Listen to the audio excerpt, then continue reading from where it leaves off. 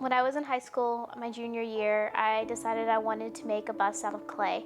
And I've never done any 3D work. I'd only done 2D drawings and paintings. So my teacher, she said, that's fine. Yeah, absolutely, you can try it. Just let me warn you, it might not turn out well the first time. So don't get discouraged. We'll do it again. You just gotta practice because it's hard to go from doing two-dimensional work to doing three-dimensional work. There was a girl in my class I used as a model. I had all these pictures of her, 360-degree pictures, and I started sculpting, and I knew exactly what to do. Like, I could see it in my head, and I knew what I needed to do to make it into the clay. And I realized at that point, if I can do this with clay, could I do this in medicine? Could I do this with surgery? So that's kind of how I was able to come up with the idea of combining sculpture and medicine together. So my grandmother was the one who taught me how to draw. I would have art weeks with her when I would go to her house, and we'd just spend the entire time drawing and painting. So she's been really influential, and both of my parents have as well. My dad works in the medical field, and he's the one who introduced me to medicine. My father was a pharmaceutical rep back when they would do take your daughter to work day kind of thing. And so he would take me to work, to doctors' offices, and so I've always been around the medical world. I don't know when it hit me, but one day it just hit me that, oh, I want to be a doctor. When I was in high school and I was looking at colleges, I knew I wanted to do an art major, and I knew I wanted to go into medicine. Some colleges offer pre-med degrees, some of them you have to do a biology degree, but every single time I went for an interview at a college, I would say, I want to do art and I want to do medicine. And I had several of them tell me, you can't do that here. It's just not possible, you need to pick one or the other. The University of Alabama was one of the ones that was completely gung-ho for it. They loved the idea, they wanted to help me out for it. So I honestly didn't have that much difficulty doing it because of the university and how helpful they were in making sure the two programs meshed. A lot of my sculptures combine anatomy or the human form and art. So I have a piece that is a bronze bust, and then one side of the face, I used the path that you use when you do a facelift for the cut you make along the face. I use the same cut, and then folded the skin back, and underneath you can see all the bones and muscles.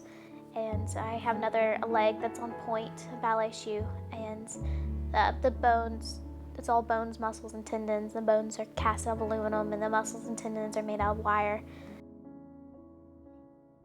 The Fibonacci sculpture started off as an interdisciplinary project between the sculpture department, the engineering department, and interior design at the University of Alabama.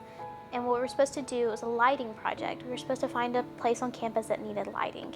And we had to develop it, make models, have an entire presentation, cost, just like we were doing it for real, but it was kind of just a practice project. So I wanted to use something that embodied science, and I wanted to do something that would reflect all the light that was already there. So I came up with this idea of this Fibonacci sculpture and using stainless steel to reflect all the light that was naturally there.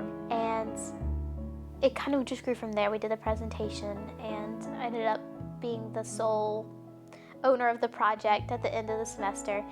And it was presented to Dr. Judy Bonner, who was the provost at the time, and she loved the idea, and the university funded the creation of it. And it took several years to get all the funding in place and buy the materials and construct it, but finally we were able to install it. So that's kind of how it started. I guess one of the biggest things about being an art major, having that kind of brain, is how I learn in medical school. So I think very much in 3 dimensions, and I'm very, very visual. So when I'm learning something for medical school, I draw it a lot, and I'll draw the pathway from the brain to the bladder or whatever we're learning at that point, and I'll just draw it over and over again. And so I found that as soon as I can picture something, then I can remember it. And I think as an art major, that's kind of what I can bring right now to medical school. What I can translate together is just being able to think in pictures instead of in words.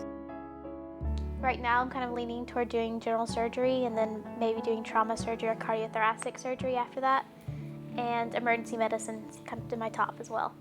So I started in high school saying I wanted to be a plastic surgeon, and I've kind of moved away from that because I like the intensity of the emergency department, trauma surgery. I worked in the emergency department in Tuscaloosa for 3 years before I started medical school, and I loved it. I like that everything is different every single day, and you never know what's going to come in the door. So I like that intensity rather than knowing kind of exactly what you're doing all the time.